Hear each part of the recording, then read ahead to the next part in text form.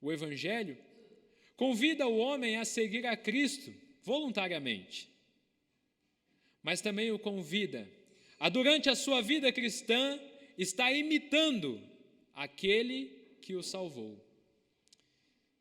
Na carta de Paulo aos Coríntios, no capítulo 11, o versículo 1, Paulo vai fazer um convite àqueles irmãos: sede meus imitadores. E talvez ao ler este versículo você pense, Paulo era meio, sede meus imitadores, olha, me imita, faz igual eu. Mas a verdade é que Paulo queria chamar ao exemplo de Cristo. Ele queria convidar aqueles irmãos para olharem para o exemplo da pessoa do Senhor Jesus. Sede meus imitadores, assim como eu sou de Cristo. Da mesma forma que eu imito a Cristo, da mesma forma que eu sigo o exemplo de Cristo, sigam também o exemplo de Cristo. Essa era a instrução de Paulo aos Coríntios e a instrução do Senhor à igreja. Seguindo pelo caminho estreito, temos um exemplo. Alguém que nos ensina a como devemos viver, a como devemos andar neste caminho. E os rastros serão deixados naturalmente. Naturalmente esse caminho será marcado. Naturalmente esse caminho ficará cravado com a história de diversos irmãos que seguiram o exemplo do Senhor Jesus e se tornaram exemplo para futuras gerações.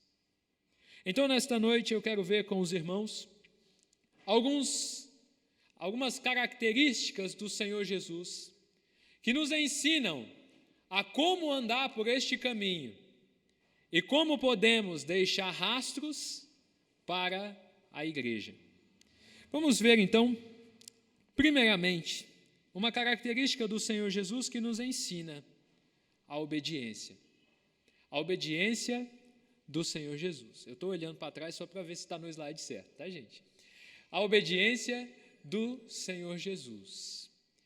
A palavra de Deus nos diz em Filipenses capítulo 2, versículo 8, que o Senhor Jesus, ele foi obediente, mas não houve limites para a sua obediência. Veja no versículo 8: e achado na forma de homem, humilhou-se a si mesmo, sendo obediente até a morte, e morte de cruz. Vire algumas páginas para frente da sua Bíblia, Hebreus capítulo 5, e o versículo 8.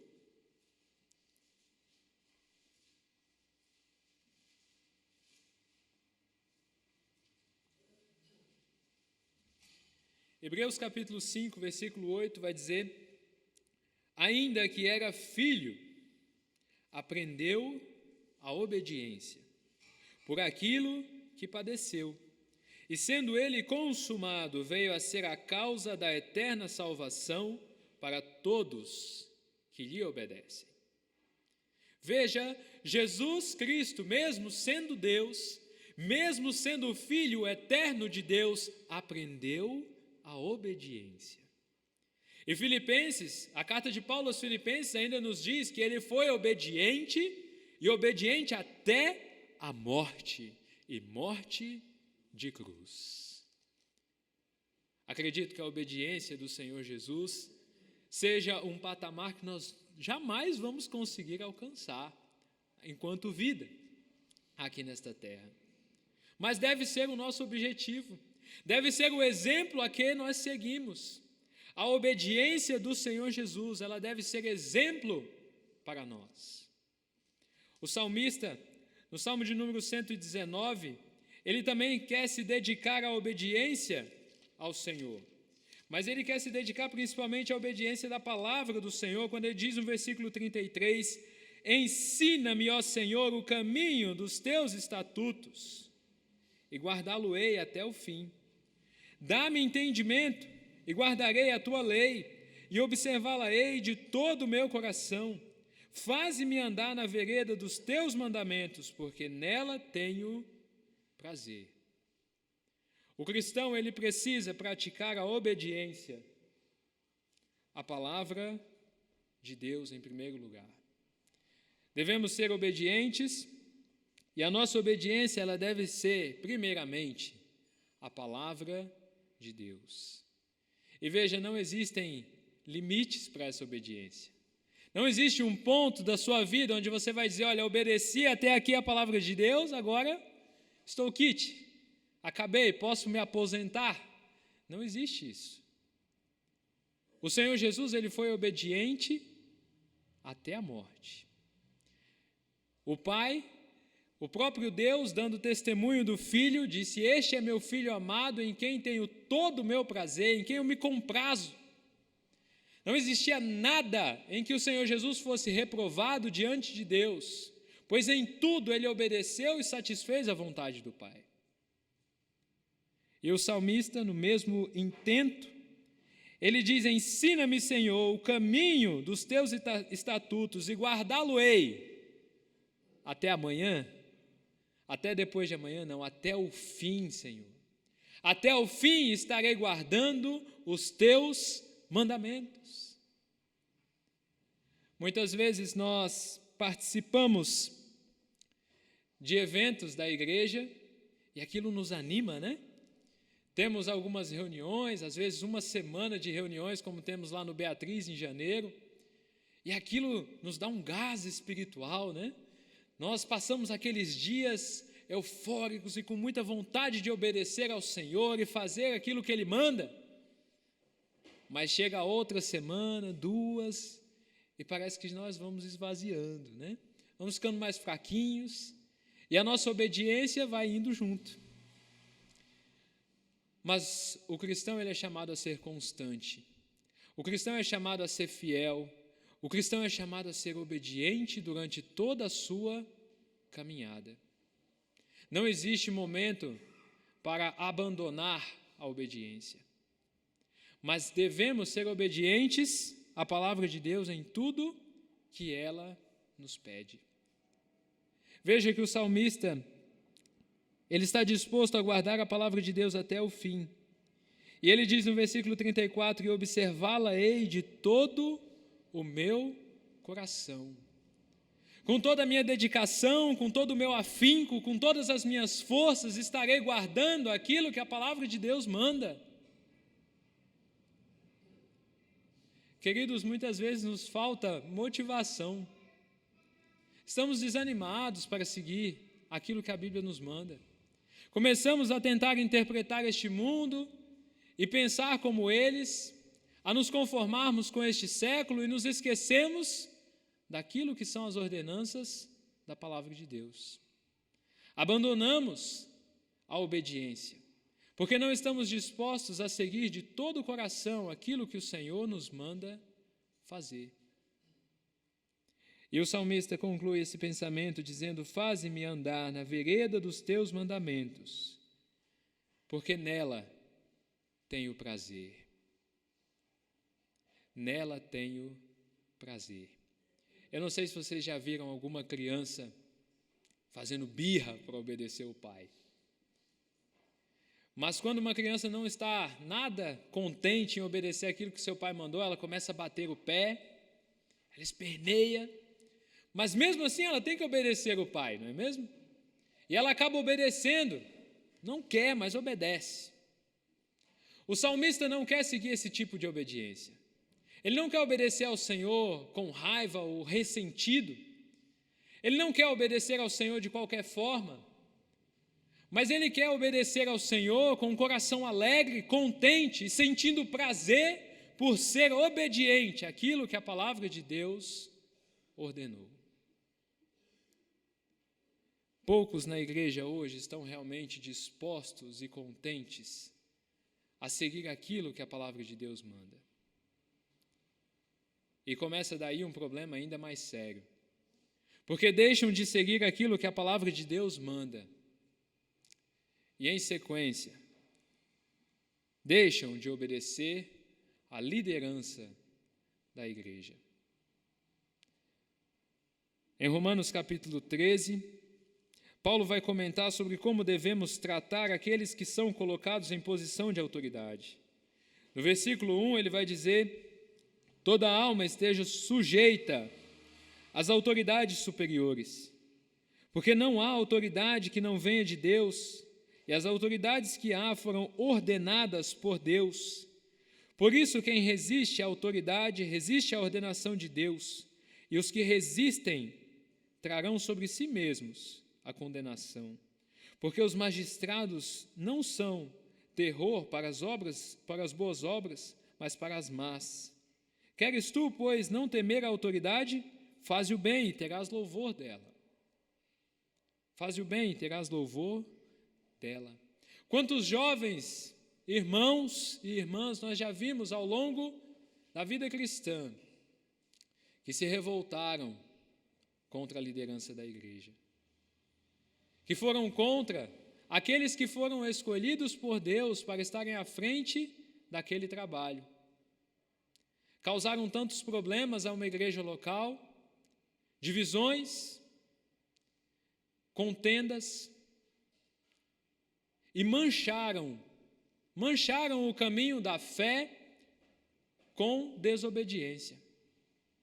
Deixaram um rastro que contamina até hoje a muitas pessoas, que envergonha a caminhada de muitos cristãos, porque em certo momento decidiram que não seriam obedientes àqueles que Deus havia intitulado como líderes da igreja. A liderança ela é instituída por Deus. A nossa obediência ela deve ser primeiramente a palavra de Deus, mas também ela deve ser a liderança. E se a liderança estiver errada em algum momento, são seres humanos, podem vir a errar. A liderança estando errada, ela dará conta do que fez a Deus. Mas se nós formos rebeldes durante o nosso caminho, daremos conta a Deus por nossa rebeldia. E como justificaremos? Senhor, eu fui desobediente porque não existe justificativa para o desobediente. O rastro deixado pelo desobediente é apenas de vergonha. Paulo vai dizer no versículo 2 que os que resistem trarão sobre si mesmo condenação. É algo triste, uma condenação triste para aqueles que vão contra aquilo que o Senhor ordena e ao posicionamento e organização que o Senhor mesmo instituiu. E muitos fazem revoltas na igreja, contendas, pensando que estão fazendo bons atos, pensando que estão mudando a história, pensando que estão mudando a igreja. Quando, na verdade, Paulo vai dizer lá em Gálatas capítulo 5, que as contendas, inimizades, facções, são frutos da carne. São frutos da carne. Aqueles que tomam o caminho da desobediência não estão deixando rastros do reino de Deus na igreja. Pelo contrário, estão deixando rastros de alguém que preferiu seguir um caminho de condenação. Estão deixando um rastro de vergonha e um rastro que não deve ser seguido pelas futuras gerações. O Senhor Jesus nos ensinou através do seu exemplo a obediência, sendo obediente até a morte e morte de cruz. Acredito que aquilo que Ele nos pede para sermos obedientes nos dias de hoje não seja nem uma pequena porcentagem daquilo que Ele sofreu. Vale a pena ser obediente. E seguir o exemplo de Cristo nos fará deixar bons rastros do reino de Deus na igreja. Mas seguindo, o Senhor Jesus também nos deixou o exemplo no seu uso da palavra. Em Mateus capítulo 22 e o versículo 29, ele vai repreender alguns saduceus. No capítulo 22 e o versículo 29, dizendo: errais, não conhecendo as Escrituras, nem o poder de Deus. O Senhor Jesus, ele conhecia tudo aquilo que era a palavra de Deus. E ao mesmo tempo, nos evangelhos sinóticos, ele cita o Velho Testamento pelo menos 34 vezes. Ele citou algum texto ou fez referência a eles, porque eram importantes e deveriam ser utilizados. Não era algo que deveria ter um conhecimento e ser guardado. Não era algo como os fariseus que liam, conheciam, tinham muito conhecimento, mas não usavam aquilo para nada. Cristãos que têm o objetivo de deixar um rastro nesta geração e neste caminho precisam utilizar aquilo que aprenderam na palavra de Deus. O uso da palavra ele é essencial e nós devemos usar a palavra de Deus primeiramente transmitindo esta mensagem. Na segunda carta de Paulo a Timóteo, no capítulo 4, versículo 1, Paulo está chegando ao final do seu ministério, da sua vida, e em uma das suas últimas palavras, ele vai fazer uma convocação a Timóteo. No versículo 1 ele diz: conjuro-te, convoco você, Timóteo, estou quase que intimando você a um ato, pregue a palavra, seja em tempo ou fora de tempo. A todo momento, Timóteo, esteja dedicado a falar da palavra de Deus, a exortar, a ensinar, a aconselhar outros irmãos. Tudo isso que você aprendeu, Timóteo, na palavra de Deus, tudo isso que você aprendeu durante o seu ministério, tudo que você aprendeu nas 2 cartas que eu te escrevi, tudo que você aprendeu enquanto estava comigo, isso precisa ser repassado para outras pessoas. Você precisa transmitir aquilo que aprendeu, seja em tempo ou fora de tempo. A qualquer momento esteja transmitindo, transbordando a palavra de Deus através da sua vida. A NVI ainda vai dizer: esteja, Timóteo, preparado para isso. Esteja preparado. O cristão ele se prepara para estar transmitindo a palavra de Deus através da leitura diária das Escrituras. Mas ele precisa estar se dedicando e disposto a estar realmente levando esta mensagem a outros irmãos. Muitas vezes nós pensamos que a única forma de transmitir a palavra de Deus é estando em um púlpito, à frente de uma reunião como esta. Mas existem inúmeras formas de você alcançar o coração de alguém, de você levar uma mensagem que seja da palavra de Deus, através de um aconselhamento, uma visita, uma exortação. Não só 1 ou 2 em uma igreja são chamados a transmitir esta palavra, mas todos são chamados aqueles que estão em um mesmo caminho, a marcarem vidas e gerações através do aconselhamento bíblico, através da transmissão daquilo que o Senhor escreveu em sua palavra. Paulo ainda vai dizer a Timóteo sobre o efeito do silêncio. No capítulo 4, a partir do versículo 3, Paulo vai dizer: olha, Timóteo, vai chegar um tempo em que as pessoas vão sentir coceira nos ouvidos. Vai chegar um tempo que as pessoas não vão conseguir mais ouvir a respeito da palavra de Deus, Timóteo, porque elas vão estar acostumadas a ouvir doutores que vão falar sobre a concupiscência, sobre a vontade da carne, sobre aquilo que as pessoas querem ouvir. Mas você, Timóteo, você precisa estar dedicado a transmitir a mensagem da palavra. Queridos, talvez você seja um cristão há muitos anos. Talvez você tenha crescido em uma igreja, esteja acostumado com a palavra. Ou talvez você seja até um recém-convertido. Independente disso, você sabe algo da palavra de Deus. Existe conhecimento que o Senhor compartilhou com você. Existe algo que você sabe sobre a palavra de Deus que provavelmente nenhum de nós sabe. E precisa ser compartilhado com outros. Nós precisamos compartilhar aquilo que sabemos sobre a palavra de Deus uns com os outros. E precisamos estar dispostos a abrir o nosso coração e falar uns com os outros daquilo que o Senhor tem compartilhado conosco. Mas o uso da palavra não se limita apenas ao ensino, mas ele se aplica também ao evangelismo. Ao evangelismo. Em 1 Coríntios, no capítulo 1 e o versículo 22, Paulo está aconselhando aqueles irmãos, e ele vai dizer no versículo 22, porque os judeus pedem sinal e os gregos buscam sabedoria, mas nós pregamos a Cristo crucificado, que é escândalo para os judeus e loucura para os gregos. Mas para os que são chamados, tanto judeus quanto gregos, lhe pregamos a Cristo, poder de Deus e sabedoria de Deus. Paulo estava dizendo para os coríntios, olha, os judeus, eles querem sinais, eles querem ver coisas bonitas acontecendo, maravilhas. Já os gregos, eles querem ouvir filosofias, sabedorias, eloquências, palavras bonitas. Mas nós não vamos pregar nada disso. Não é isso que nós vamos fazer.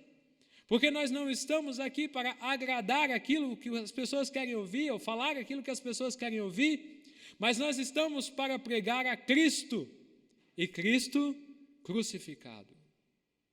Cristo crucificado. Infelizmente, muitas vezes nós queremos transformar o evangelho da Bíblia em algo bonitinho, algo que vai agradar as pessoas, algo que vai ser romântico para os corações, algo que vai ser agradável, algo que não traga a acusação do pecado, algo que não traga o confronto. E no versículo 17, Paulo fala sobre esvaziar a cruz de Cristo. Ele diz, porque Cristo enviou-me para evangelizar, não em sabedoria de palavras, para que a cruz de Cristo não se faça vã. Infelizmente, a troca que tem acontecido no evangelho de muitos tem tornado a cruz vã. Porque ignoram o fato de que Cristo morreu numa cruz e o que levou ele a se sacrificar naquele madeiro. Ignoram este fato, ignoram os pecados da humanidade, ignoram a necessidade do arrependimento e pregam apenas o amor. Ignoram o fato de que somos responsáveis por um evangelho verdadeiro e genuíno. Querido, se um dia você se arrependeu e creu em Cristo, foi porque você ouviu a palavra de Deus. Foi porque você conheceu a Ele através da pregação do evangelho. E cada um de nós, aqueles que creram em Cristo, tem a mesma responsabilidade de levar adiante esta mesma mensagem. Será que daqui 20, 30 anos, quando olharem para a história da igreja em 2023, qual será a mensagem que terá ficado em nossa história?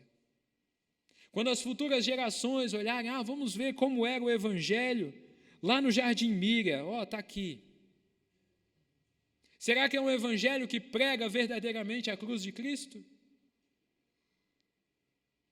Precisamos ter noção desta responsabilidade. O evangelho é capaz de deixar um rastro ainda mais forte nos corações de cada um. É capaz de converter um coração, transformar uma vida através do poder de Cristo. Para deixarmos rastros, precisamos seguir o exemplo de Cristo, em obediência, uso da palavra. E agora, na oração. Em Lucas, capítulo 5, versículo 16, é dito a respeito do Senhor Jesus saindo para a oração. Lucas capítulo 5, versículo 16. Diz assim: Ele, porém, retirava-se para os desertos e ali orava. Nós vemos algumas menções nos evangelhos ao Senhor Jesus se retirando para orar. E nós pensamos, Jesus se retirou para orar umas 4, 5 vezes, né? Mas veja que Lucas nos dá a ideia de algo que acontecia com frequência, retirava-se para os desertos e ali orava. Era algo que acontecia rotineiramente. Eles já estavam acostumados. Aonde Jesus está? Está lá no deserto, está orando. Aí agora está no outro deserto, está orando também. Estavam acostumados com uma rotina de oração do Senhor Jesus. E Ele quis nos deixar esse exemplo, justamente para que aprendêssemos a importância da oração. A igreja primitiva, ela foi baseada nesse princípio de oração. Ela foi firmada e fundamentada neste princípio de oração. Lá em Atos, no capítulo 12, versículo 12, vai nos contar sobre Pedro, que estava preso, esperando a sua morte. O Senhor, então, providencia um meio para que Pedro fosse liberto da prisão. Só que enquanto Pedro estava lá na prisão, os irmãos estavam na casa da mãe de Marcos, fazendo o quê? Assistindo um filme? Não, orando. Orando pela segurança de Pedro, orando pela segurança da igreja, orando para que o Senhor convertesse o rei, orando pelo Evangelho. E quando Pedro chega na casa daqueles homens, bate na porta, a empregada atende, opa, é Pedro, fechou a porta na cara dele porque nem acreditou. O quanto nós temos nos dedicado à oração, irmãos. Infelizmente, muitas igrejas têm, inclusive, abandonado essa prática da oração. Têm julgado que não é necessário entre os irmãos, entre a igreja. É uma reunião desvalorizada por muitos, porque não entendem o valor e não dão o compromisso necessário para a oração. Mas quando você olha para a palavra de Deus, você vê pessoas como Daniel orando 3 vezes ao dia, mesmo quando era proibido por lei orar a Deus. Você vê Pedro, mesmo no horário do almoço, ali com fome, se retirando a um lugar alto para orar, e ali recebendo uma das visões mais importantes do Evangelho, porque foi ali que o Senhor revelou a ele que o Evangelho poderia ser levado aos gentios. Você vê Samuel conversando com o Senhor de maneira tão clara, que parecia uma conversa entre 2 pessoas, normalmente. Você vê Davi tendo revelações do próprio Cristo, muitos anos antes do Senhor Jesus vir ao mundo. Grandes homens que marcaram um caminho, deixaram os seus rastros, porque tinham uma vida dedicada e de oração.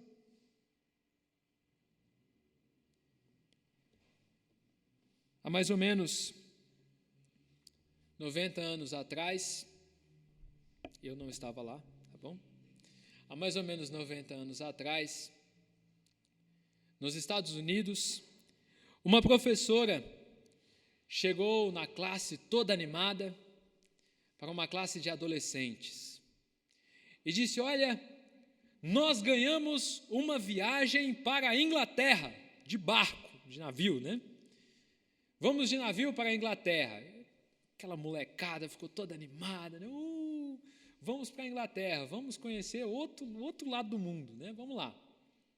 Muito bem, no dia marcado eles foram, deu tudo certo, conheceram diversos pontos turísticos na Inglaterra, e um dos últimos lugares que eles iriam era a casa de um grande pregador famoso que havia morrido, chamado John Wesley. Vamos na casa de John Wesley. Então a professora levou aqueles 50 meninos para conhecer a casa de John Wesley. John Wesley foi um grande avivalista da sua época e que tinha um grande costume de oração. Ele orava cerca de 5 a 8 horas por dia em um mesmo local e de joelhos. O local onde John Wesley orava, o chão se afundou com a marca dos seus joelhos, de tanto que aquele homem era dedicado à oração. A professora então levou aqueles meninos para conhecer a casa de Wesley. Todos conheceram os cômodos, o local de oração, o quarto, enfim. E chegou a hora de irem embora. Na saída, a professora então resolveu contar os alunos, né? Para conferir se estava todo mundo ali, se não tinha perdido nenhuma ovelhinha. Então está lá ela contando, 47, 48, 49, cadê os 50? Perdi um menino na Inglaterra, e agora? Ela voltou então para casa e saiu procurando o menino. Quando ela chegou no quarto, onde Wesley orava, o garoto estava lá, ajoelhado sobre as marcas dos joelhos de Wesley e orando. Senhor Jesus, nesse dia eu entrego a minha vida ao Senhor. Me usa, assim como o Senhor usou Wesley. Me usa, Senhor. E o menino repetia isso várias vezes. Me usa, Senhor, assim como o Senhor usou Wesley. A professora chegou, esperou o menino terminar a sua oração, né? E quando ele terminou, ela disse então, Billy Graham, vamos embora. Está na hora da gente ir para casa. Para quem não conhece, Billy Graham foi um dos grandes pregadores dos últimos séculos. Um homem que se dedicou à pregação do Evangelho. Um homem que dedicou a sua vida a anunciar o Evangelho de Cristo, mas que seguiu um rastro de oração. Que no momento em que viu um rastro no caminho de um homem que orava, tomou a sua decisão de entregar a sua vida a Cristo. Queridos, será que a nossa vida tem deixado um rastro de oração? Será que o cantinho nosso de oração, no nosso quarto, ficou pelo menos marcado? O piso já ficou pelo menos marcado com o nosso joelho? Eu não digo nem fundo, né? Mas será que pelo menos ficou marcado? Eu acredito que não. Nos dedicamos muito pouco a algo que é essencial para a vida do cristão. Há algo que o Senhor nos deixou como exemplo. Há algo que Ele queria que fizéssemos diariamente com constância e fervor, para estarmos cada dia mais próximos dEle e aprendendo com o seu exemplo. Em último lugar, aprender com o exemplo do Senhor Jesus em santidade. Em João 8,46, o Senhor Jesus vai dizer assim: quem pode me acusar de pecado? Quem pode me acusar de pecado? Vamos ler. João 8,46.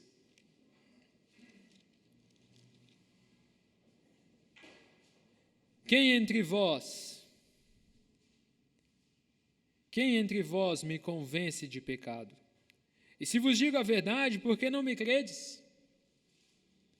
O Senhor Jesus disse àqueles homens: quem de vocês pode dizer que sou pecador, que cometi um pecado, um único pecado? Quem é? Silêncio. Ninguém podia fazer isso. Mesmo depois de prenderem o Senhor Jesus, dele ser traído por Judas Iscariotes, os homens passaram uma noite toda buscando encontrar uma falha em Jesus. E não acharam nada. Chamavam testemunhas falsas, e o testemunho de um não batia com o do outro, porque ninguém conseguia encontrar uma única falha, um único pecado na pessoa do Senhor Jesus. A santidade dele nos ensina que devemos seguir o mesmo exemplo.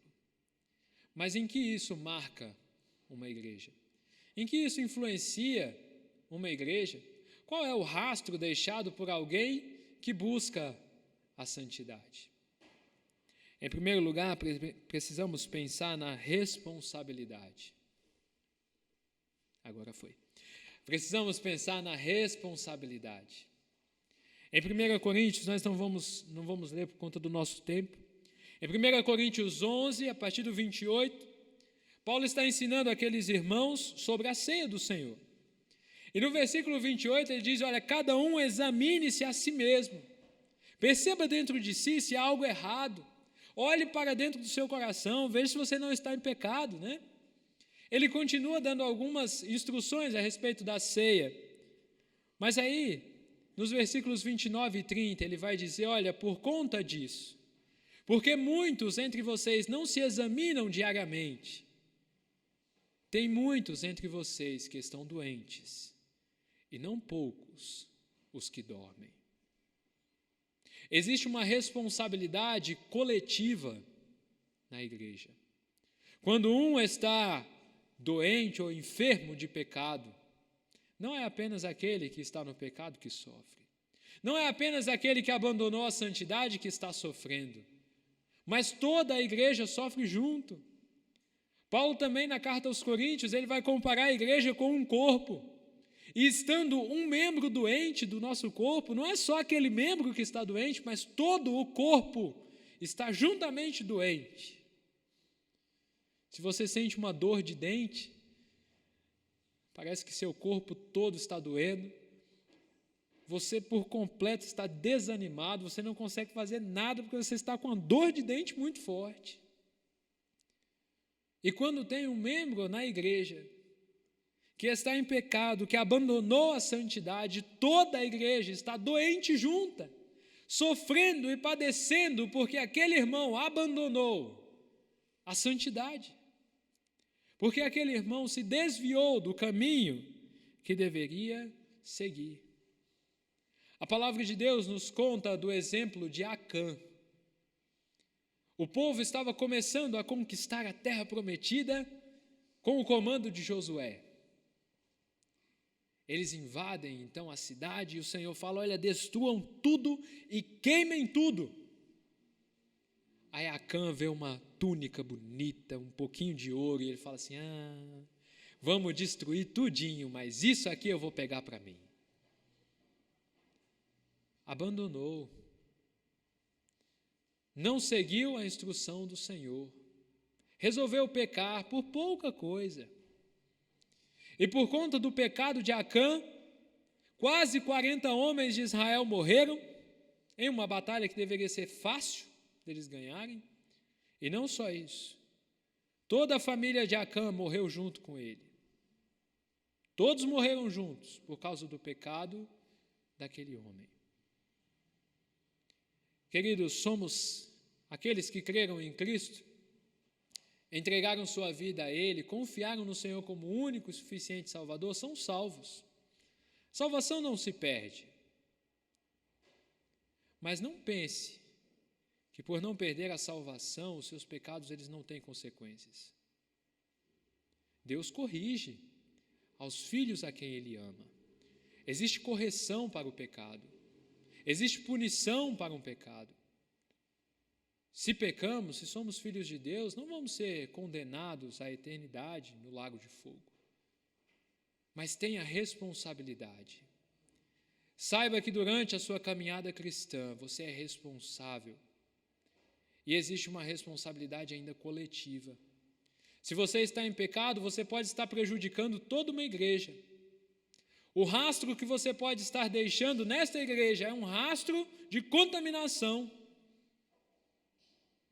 Mas perceba a necessidade de sermos santos, como o Senhor foi, como o Senhor é santo. E para concluir, a santidade, ela vai legitimar o nosso ministério. Eu acho interessante porque em 1 Timóteo, capítulo 4, versículo 12, Paulo está dando alguns conselhos para Timóteo, de como ele deveria pregar, como ele deveria agir. E no versículo 12, Paulo vai dizer assim, olha Timóteo, ninguém te despreze pela tua mocidade. Você é novo, você está aprendendo muita coisa, mas ninguém te despreze por isso, Timóteo. Existe um dom em você, existe algo de valor, você já aprendeu muitas coisas, precisa transmitir isso, ninguém despreze você pela sua idade. Mas, tem uma condição aí. Tem uma condição para que Timóteo não fosse desprezado no seu ministério. Existia uma condição para que ele fosse respeitado, para que houvesse crédito naquilo que Timóteo falava. Paulo vai dizer, mas sê exemplo. Sê exemplo para os demais. Sê exemplo para os demais. Queridos, como vamos pregar o evangelho de um Deus santo se não seguimos a santidade? Como vamos pregar o evangelho de um Deus de amor se não seguimos o amor? Como vamos anunciar até mesmo os ensinamentos da palavra, enquanto estaremos sendo acusados de tantos pecados entre a igreja? O cristão, ele precisa se dedicar à santidade, a se abster completamente do pecado. Eu sei que é impossível conseguirmos isso neste corpo corrompido pelo pecado, mas essa precisa ser uma busca e um compromisso diário de estarmos nos separando do pecado diariamente. Lá no Evangelho de João, no capítulo 1, versículo 46, eu acho interessante aquela história porque Filipe está pregando para Natanael. E ele fala, Natanael, eu encontrei o Messias. É Jesus de Nazaré. Aí Natanael fala assim, de Nazaré? Não, Nazaré não vem nada que é bom. Aí Filipe fala 2 palavras para ele. Vem e vê. Vem e vê. Filipe sabia que a partir do momento em que Natanael encontrasse o Senhor Jesus, ele entenderia que Jesus é o Cristo de Deus, que Jesus era o Messias prometido desde os tempos de Moisés, que Jesus era aquele que salvaria o mundo dos seus pecados. Filipe sabia que através do testemunho de Jesus, qualquer um poderia crer em Jesus Cristo. Agora, queridos, através do nosso testemunho, através da nossa vida, quantos podem crer em Cristo? Será que a nossa vida tem realmente anunciado um evangelho genuíno? Será que o caminho que temos trilhado, os passos que temos dado nesse caminho de fé, tem deixado rastros que realmente mostram o verdadeiro Cristo? Eu quero terminar respondendo à pergunta inicial. Como podemos deixar rastros do reino de Deus na igreja? E é bem simples. Seguindo o exemplo de Cristo. Os rastros serão deixados naturalmente, mas a caminhada, ela precisa ser sempre seguindo o exemplo do Senhor Jesus. Que o Espírito Santo de Deus nos abençoe e nos ajude, para que possamos ser realmente obedientes, que façamos uso da palavra de Deus, dedicados à oração e à santificação, para que no futuro pessoas possam olhar para a igreja em Jardim Mira, em Vila Beatriz e tantas outras, e possam entender que haviam irmãos nessa época que estavam dispostos a deixar verdadeiros rastros do reino de Deus na igreja. Amém.